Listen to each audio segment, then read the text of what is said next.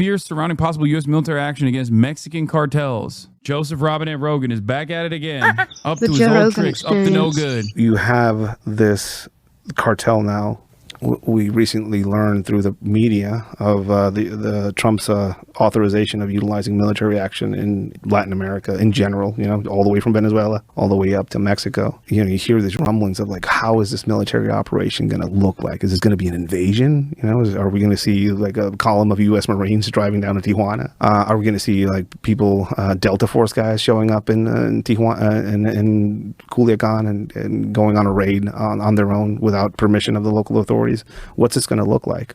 I don't see a direct trust between Mexico and the United States anymore. There's issues there. The U.S. has realized that politics are compromised at high level in Mexico. Completely. With the example of the recent almost arrest of Nemesio Cervantes Lemencho, you see that the federal forces are compromised as well. Yeah. What can you do? Just got to bomb a foreign nation, I think. That's what I'm thinking. First, we set up the cartel structure, and it's an effective mode of destabilization. We traffic drugs for guns, and the best kinds of guns, like guns that are not even available to like the Mexican army. And then we turn around and we go, too much destabilization has taken place in your country. We have to bomb it and maybe militarily occupy it.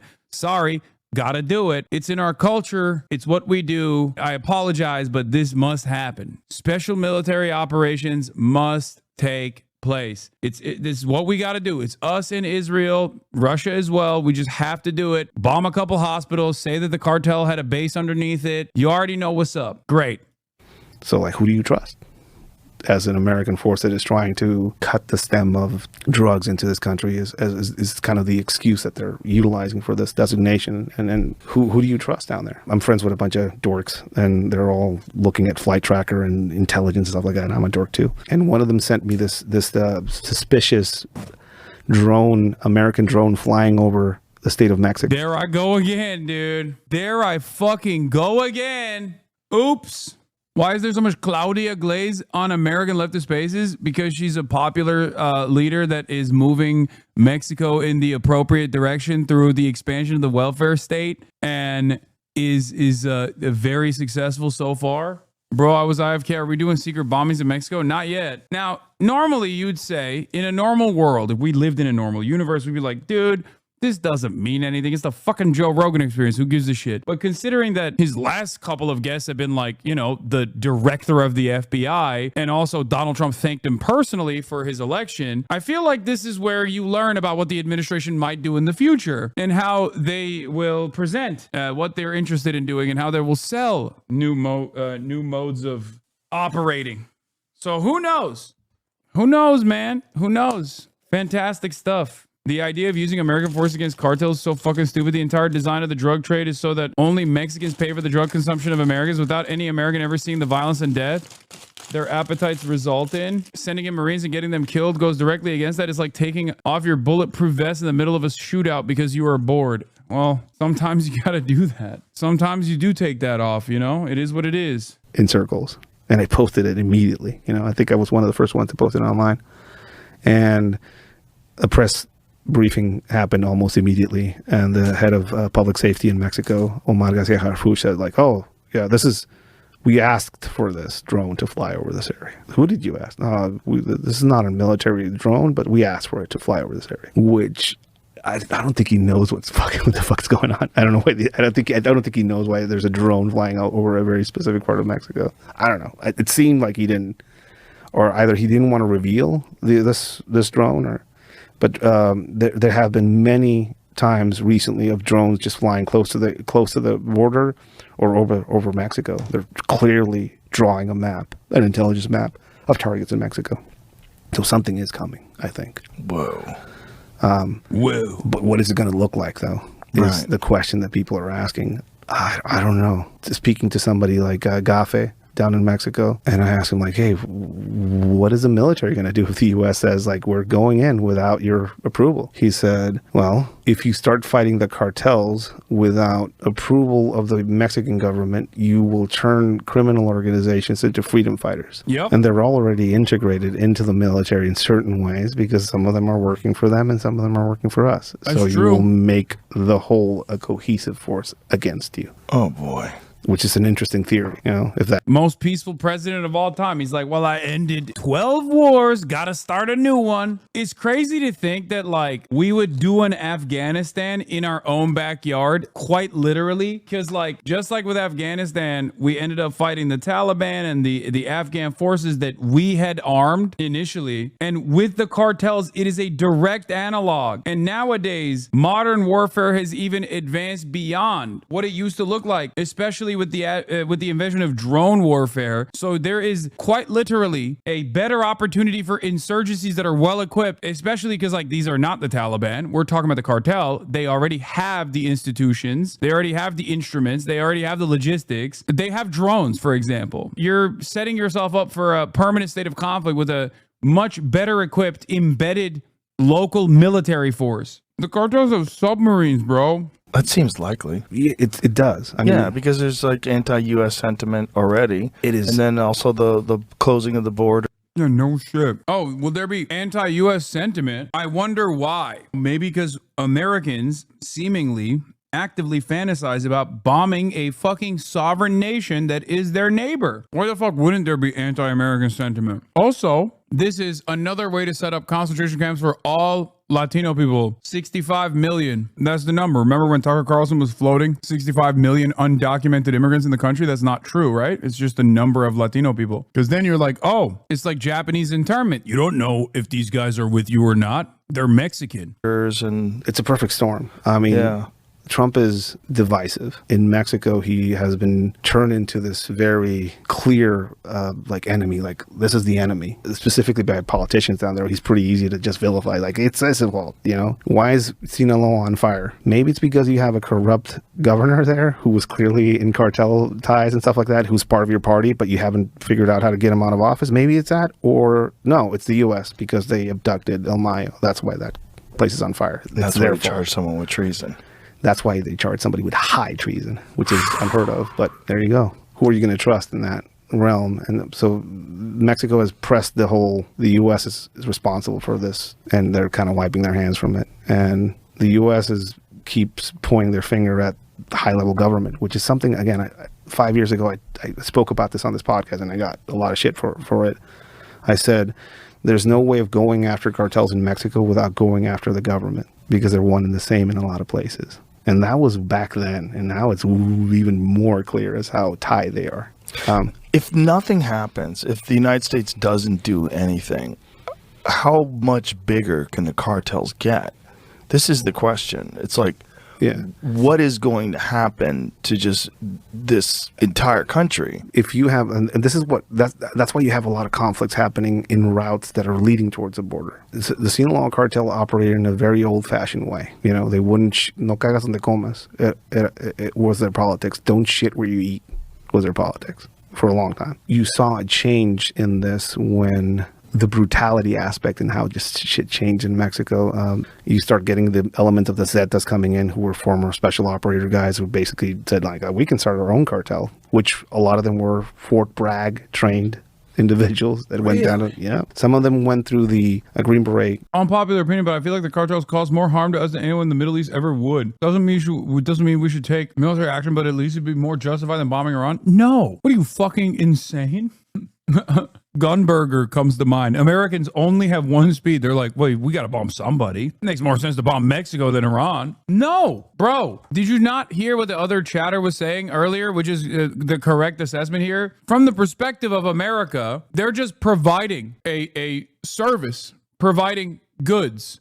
that the American market is demanding. If you want to fix that, you have to fix the American appetite for drugs. What the fuck? You need to stop Americans trafficking weapons in exchange for said drugs. That's the problem. But because this is a big part of our clandestine operations and the way that, JSOC and whatnot make money, it's just not happening. Foreign nationals go through that course a lot. So they went to the Green Beret course and then they go back to Mexico. And then as soon as they get back to Mexico, like, oh, congratulations on your cool Green Beret and all this training. Come train our guys or come work for us. I like that he's making it seem like this is totally being done without the knowledge of the American government. He's literally making it seem as though this isn't like a part of the business. This is just a guy who always wanted to do this. All of this started militarizing the conflict in Mexico.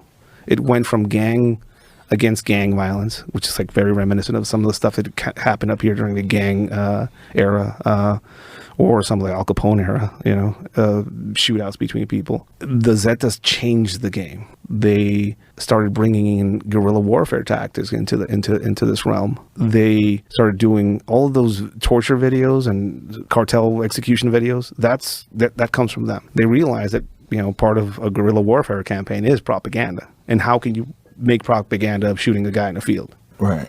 Film it. So they changed that game.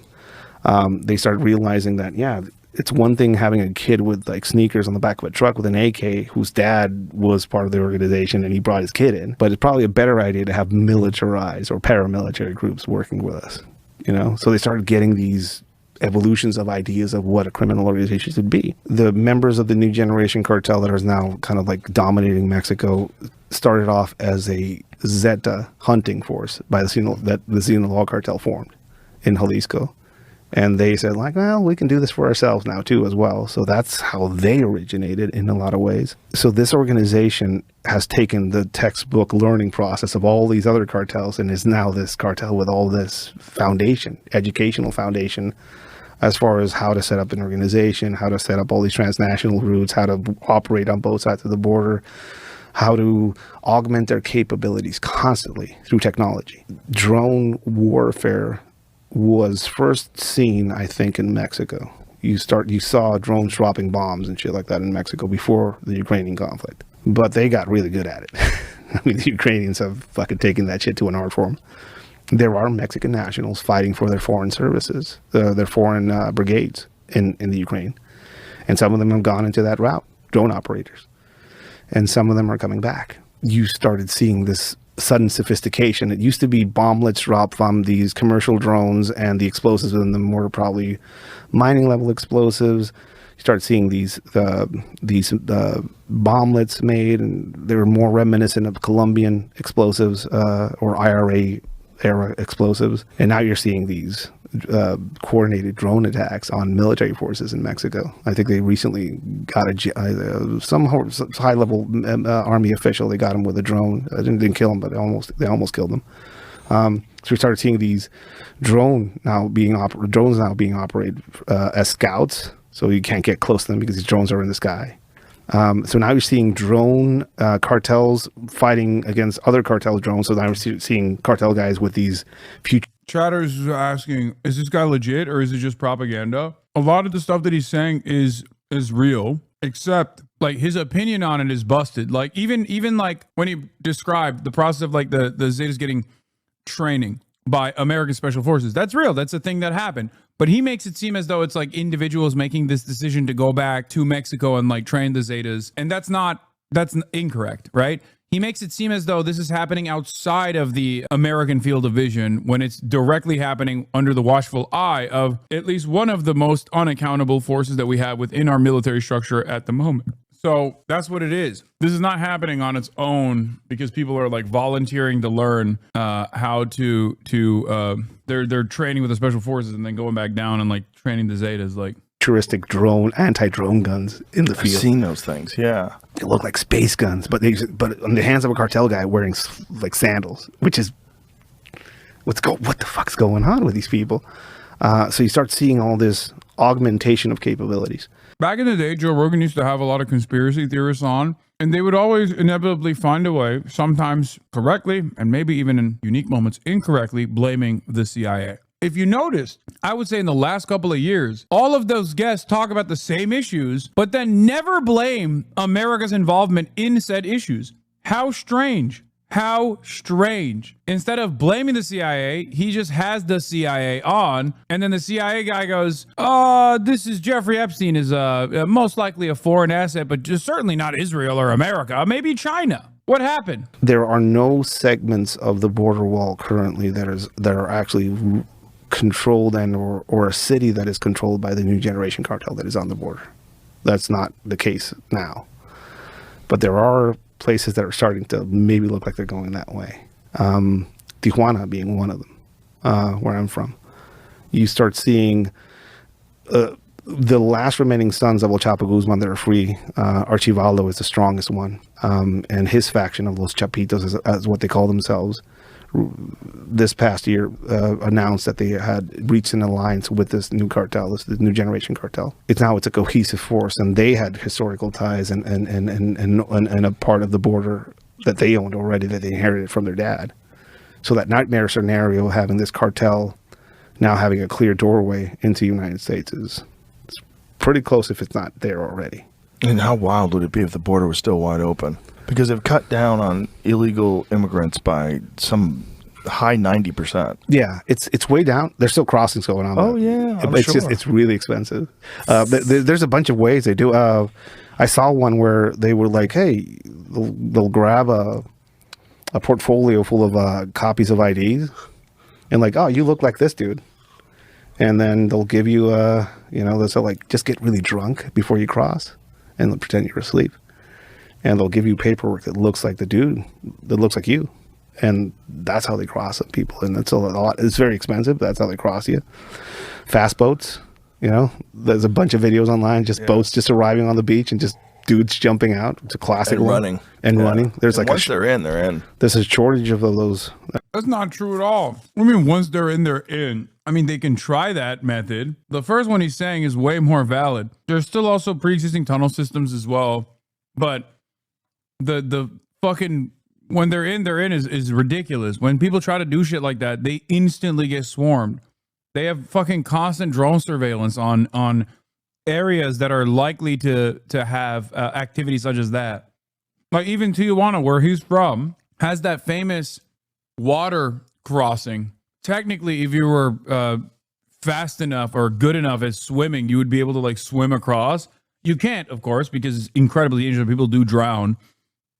But like there is that border wall that goes directly into the water for like 50 yards or something. And people try to swim it sometimes because they're really desperate and they die. But like if you were to actually cross to the other side of the border, you would get immediately swarmed. Wave runners, there's a shortage of them in Mexico because they just buy them just to. Well, a short trip. I mean, if you get on one in Tijuana and you hop over to San Diego, it's not that far. No, and they'll swarm it now. They'll do many of those boats. And if you were in TJ, you could see off the coast, there's a bunch of Navy ships now off the coast there. So like, which is a cause for alarm for a lot of Mexicans. Mexicans view any sort of intervention by the United States with fear, although they are also fearful of what happens if this is allowed to continue in Mexico, and they don't see any solutions from the government. So it seems like the opposite. It seems like it's going more and more towards the cartel. Yeah. Oh, well, no other way, I guess. I love that every piece of American intervention throughout history is always like, well, the people will welcome us as liberators because they got a lot of fuck shit going on. And lo and behold, whether it be Russia saying that with Ukraine, whether it be Israel saying that with Gaza, or whether it be America saying that in Iraq, Iran, Afghanistan, seems to me like that never ends up happening. I don't get it. Oopsie, I guess. Oopsie. Nah, bet. This time is different. They will welcome us as liberators. Oh, never mind. We developed a lot of resentment, and now we have to fight a counterinsurgency for, multiple decades. Oops. Oh, well. The difference with Mexico is that it's no longer over there. The entire purpose of American imperialism is that shit's happening over there. It's far away from American consciousness. We can't see it. We can't feel it. We have no connection to it.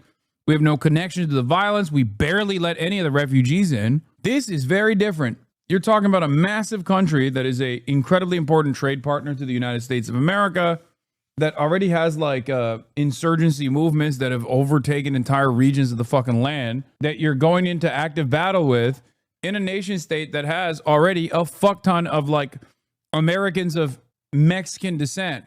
Like 11% of Americans are Mexican nationals or of Mexican descent.